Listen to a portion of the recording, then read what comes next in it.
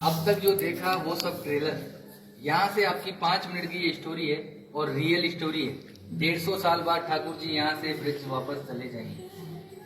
आप अभी जहाँ पे खड़े हो, ये पहले सीहाड़ गांव था। नाथ द्वारा इनके आने से पड़ा। औरंगजेब का जब हमला हुआ, मथुरा वृंदावन गिरिराज जी वहां से ये पलायन करते करते इस गांव में आए। बीच में बहुत सारे गांव पड़े, किसी भी राजा ने इनको शरण नहीं दी क्योंकि सब औरंगजेब के अधीन हो गए थे। आपने बुक और पुस्तकों में पढ़ा है, मेवाड़ कभी किसी का गुलाम नहीं रहा है। यहाँ आते आते इस गांव में रथ का पहिया कीचड़ में फंस गया, ना तो आगे जाए ना पीछे जाए। ये है गंगाबाई जो श्री कृष्ण से रूबरू बात करती थी।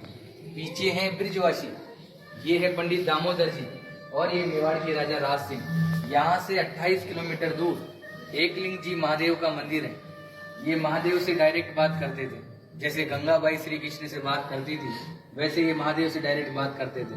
जब इस गांव में रथ का पहिया कीचड़ में फंसा तो गंगाबाई ने श्री कृष्ण से पूछा, प्रभु क्या लीलाएं आपकी, ना तो रथ आगे जा रहा है ना पीछे जा रहा है। तो श्री कृष्ण जी ने पूछा, गंगाबाई ने पूछा श्री कृष्ण से, प्रभु क्या लीलाएं आपकी, ना तो रथ आगे जा रहा है ना पीछे जा रहा है। तो श्री कृष्ण जी ने जवाब दिया, मैं किसी के कारणवश यहाँ आया हूँ, यहाँ के राजा को बुलाया जाए और मेरे लिए मंदिर का निर्माण किया जाए। गंगाबाई ने ये बात पंडित दामोदर जी को बताई और पंडित दामोदर जी ने मेवाड़ के राजा राज सिंह को बुलाया और कहा कि हमारे प्रभु पधारे हैं, क्या इनको शरण मिल सकती है। तो राजा राज सिंह ने जवाब दिया, मैं मेरे गुरु आराध्य से पूछता हूँ, अगर वो इजाजत देंगे तो मैं मंदिर का निर्माण करवाऊंगा। ये महादेव के पास गए और बोला, प्रभु आपके मित्र और सखा पधारे हैं, क्या इनको शरण मिल सकती है।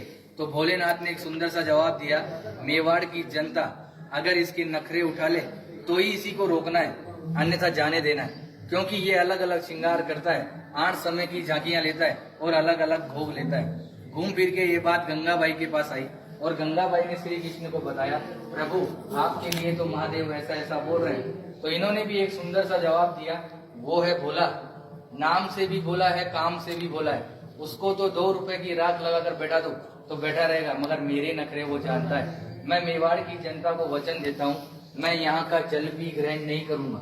आज भी जल यमुना नदी से आता है, गौशाला में रखाया जाता है। गौशाला से गागर भर के ग्वालपाल सुबह मंदिर में 4 बजे लेकर जाते हैं। यमुना जल का जो प्रसाद बनता है वही ठाकुर जी ग्रहण करते हैं। आप लोगों का जो प्रसाद होता है वो बाहर दिखाकर बाहर ही बांट दिया जाता है। कहते हैं किसी के कारणवश है, मीरा बाई की कजन सिस्टर अजब कंवर बाई सा इनके साथ पासे खेलती थी। श्री कृष्ण को पता थी कि आज मेरे साथ ये पासे क्यों खेल रही है, मगर श्री कृष्ण जी जान चला के हारते गए और अजब कंवर बाई सा को जिताया और बोला कि मांग तुझे क्या चाहिए। तो अजब कंवर बाई सा ने कहा कि आप मेरे मेवाड़ में पधारी हो। आज 350 साल हो गए ठाकुर जी को यहाँ विराजते हुए। 150 साल बाद अपन भी जीवित रहे कि ना रहे, ये वापस जतीपुरा चले जाएंगे। आज भी निज मंदिर में रथ रखा हुआ है, नाथद्वारा के मंदिर में गेट नंबर 2 के पीछे। वो कांच में बिल्कुल पैक है।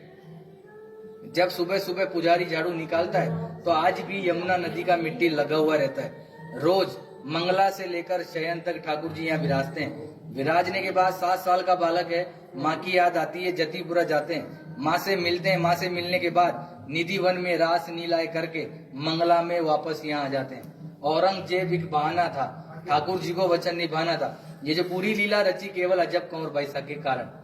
औरंगजेब को ये वहां भी हरा सकते थे, मगर औरंगजेब इनका मंदिर तोड़ने श्रीनाथ जी के मंदिर में आया। उसकी माँ भी उसके साथ आई। जैसे ही औरंगजेब मंदिर के अंदर गया, अंधा हो गया, उसको कुछ नहीं दिखाई दे रहा। बाहर आके बोला, माँ मैं अंधा हो गया, मुझे कुछ नहीं दिखाई दे रहा। तो माँ ने कहा, बेटा ये है छलिया, छल करता है, मगर तूने मेरी बात नहीं मानी। अब तू इसके पैर पकड़ेगा तो ही ये तेरे को माफ करेगा। मगर औरंगजेब घमंडी था, वो वापस मंदिर के अंदर गया, थक हार के उसने ठाकुर जी से माफी मांगी और ठाकुर जी ने उसको माफ किया।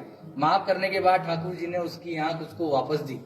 आंख देने के बाद औरंगजेब बहुत खुश हुआ। खुश होने के बाद जो कोहिनूर डायमंड हीरा जो ठुडी पे लगाया जाता है वो औरंगजेब की माँ ने ही भेंट किया था। आज भी होली के अगले दिन, धुलंडी के दिन बादशाह की सवारी निकाली जाती है। उसमें औरंगजेब का पूरा बाकायदा आदमी बनाया जाता है। उसको पूरे नाथद्वारा में जुलूस द्वारा निकाला जाता है। निकालने के बाद उसको मंदिर में ले जाया जाता है और मंदिर में ले जाने के बाद पनिशमेंट की तौर पे पूरे मंदिर को दाढ़ी से झाड़ू साफ करता है। ये कहानी रियल है और 150 साल तक होती रहेगी। उसके बाद ठाकुर जी ब्रिज चले जाएंगे। आपने हमेशा श्रीनाथ जी के दर्शन धक्का मुक्की डल्ला खाकर किए, मैंने भी किए, आपने भी किए।